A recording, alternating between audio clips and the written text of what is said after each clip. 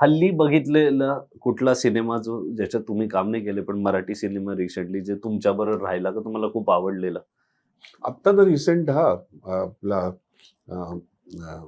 हेमंत ढोमेचा क्रांती क्रांती ज्योती विद्यालय. कारण म्हणजे मराठी भाषेबद्दल म्हणजे एक आत्ता सिनेमा असा आहे की तो लिहिला पण फार छान आहे आणि मग त्याचे कॅरेक्टर्स, त्याचं परफॉर्मन्सेस, त्याचे सगळेच, आणि मग तो लोकांपर्यंत पोहोचवणं, म्हणजे ती जी अख्खी प्रोसेस आहे ना तीच खूप इन्स्पायरिंग आहे. आणि त्याचा सुद्धा सगळ्यात उत्तम सिनेमा असं मी म्हणेन. म्हणजे मी ऑलमोस्ट त्याचे सगळे हे म्हणजे पाहिले, पण हा सगळ्यात उत्तम, कारण तो त्याच्या आतनं आलेला आहे हा विषय.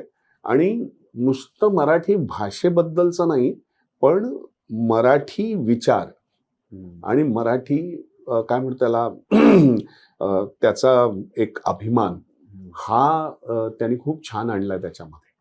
आणि म्हणून मग त्यांनी शेवटी पण जे सगळे जे मराठी मीडियम मधनं शिकलेले जे सगळे फिगर्स आहेत जे आता मोठे झालेले आहेत, हे पण त्यांनी आणले. म्हणजे इट्स अ व्हेरी काय म्हणतो त्याला एक अख्खा त्याचा एक त्यांनी आर्क मस्त तयार केलाय आणि खूप इन्स्पायरिंग आहे.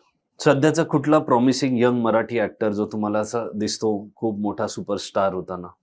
सी, ऍक्टर्स खूप आहेत आणि मला असं नाही वाटत त्यांनी सुपरस्टारच व्हायला पाहिजे. म्हणजे सुपरस्टार हा एक जर्नी आहे, प्रोसेस आहे, पण खूप आहे. परत मी तुला सांग काय होतं ना, की एक असं म्हटलं का इट बिकम्स व्हेरी हे.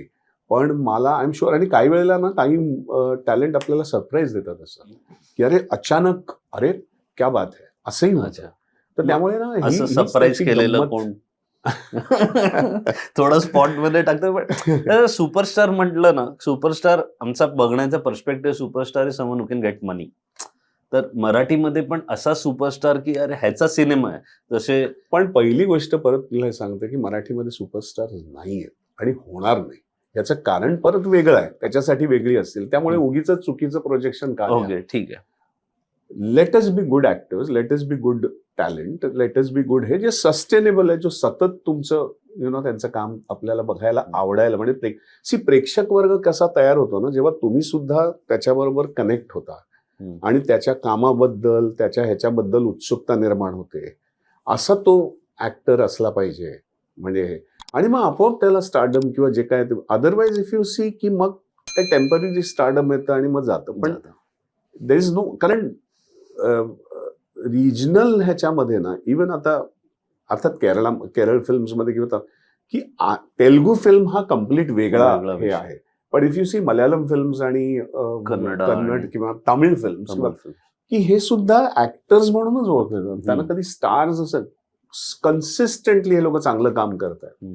तशी कन्सिस्टन्सी फक्त मला असं वाटतं गरजेची आहे, आणि जे आहेत आपल्याकडे ऍक्टर्स जे करतात.